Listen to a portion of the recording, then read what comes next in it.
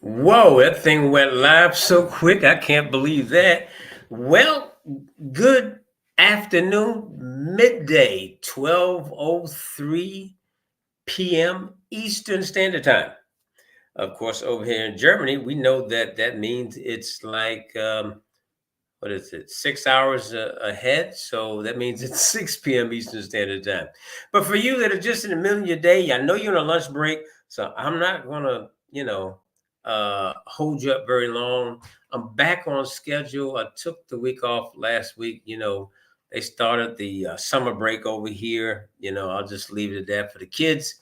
So I was being grandpa, but now I'm back. So we're on day 17th of this course. Okay. And the topic for today is finishing task. And if you look at that young lady on the screen, you see the way that she's laid back with her arms up, right? Like, wow, I finally got it done. That makes me think about, believe it or not, I wrote a book, never got it published, but I do have a book written. That is not easy. In fact, I have what they call a ghost writer working with me on the book. It was that complicated. You know, there's some basics, but it was a great experience. To have written a book, and maybe in my retirement, I'll take and write another one. But for right now, let's go ahead and talk about finishing tasks, basically finishing what you actually start. Okay, so half finished projects are a hallmark of unsuccessful people. Sometimes people put in a vast amounts of work, almost get to the end, and somehow let their project become dormant. Not only is this a great waste of effort and energy, it drains you with the feeling of guilt. I would like to go further and say that it kind of drains you with a feeling of loss. It's like, you gave up or you failed, which makes it harder to restart again. Keep that in the back of your mind. So I think that's important. It says there seems to be some enormous psychological barrier to restarting cold projects. So decide what is the smallest, easiest step that you can take to revive the project, if you can. Okay. Um, and then decide to do it, and decide what reward you will give yourself when you succeed. Then take a deep breath and do it. You know, I can relate that to something similar in my financial planning career. Okay.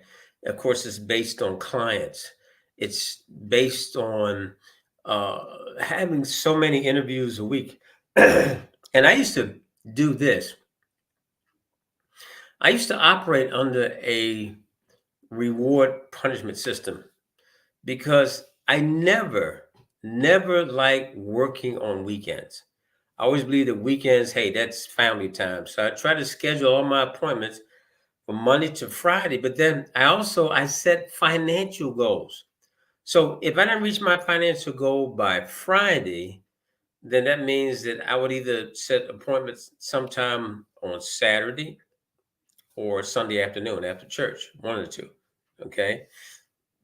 To me, that was punishment because I was pushing myself to do something that I didn't like to do, which of course was work on Saturdays. Just to give you a little note, because it kind of goes along with what they're saying there. In order to restart that project that you didn't finish, you have to think about the rewards that you're going to have of getting that project done, because it's going to benefit you some kind of way. Otherwise, you wouldn't have started the project, whatever it might be. Right? Does that make sense to you? Okay, great. So let's talk about today's action. This one's easy.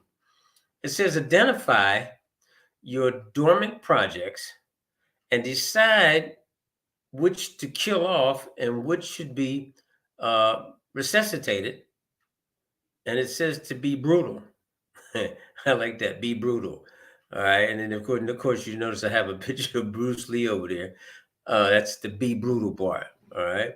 Now, Bruce Lee, quote for the day: there are no limits There are only plateaus, and you must not stay there. You must go beyond them. So that means to be successful, uh, basically, you have to step out of your box, right, to get to that next level. And then once you've gotten there, you step out of your box again to get to the next higher level. That's like in the company that one of the companies I'm representing, they have levels, okay, and reaching the second from the highest level, there's a great reward financially for you, right? You're making six figures a year. You reach that next one, you're actually in the category of making seven figures a year. So that to me is something to really shoot for. And of course, you have to plan for it. And of course, see yourself finishing that project. That's very important. So as always, I pray you got something out of it. I usually try to keep these to like around 10 minutes or less. Okay. Just to give you a little quick push during the day. So if you've got something out of day 17, what I would like you to do is to support me. After this is over, if you go to my YouTube channel, you're going to find a YouTube video of it. And I would love some likes and some shares. Same thing on my fan page, which is Let's Talk About It. Hey, leave me a like, leave me a comment. Tell me what you found beneficial for you, something that I said that may have helped change something for you, all right, for today, for your life. But I've been blessed to live a long life, and I love blessing other people. This is why I do this. So I look to watch whatever it is you're going to comment and leave. And please, whatever you do, like this post wherever you see it at, share it with somebody, and invite them till tomorrow's because we will have another one tomorrow around the same time. But for now, I'm going to say if you do a little bit of what I say, I know I will see you at the top. And for those that don't, we'll be waving to you from the top. And always keep in mind that man upstairs, he loves you, and so do I. God bless.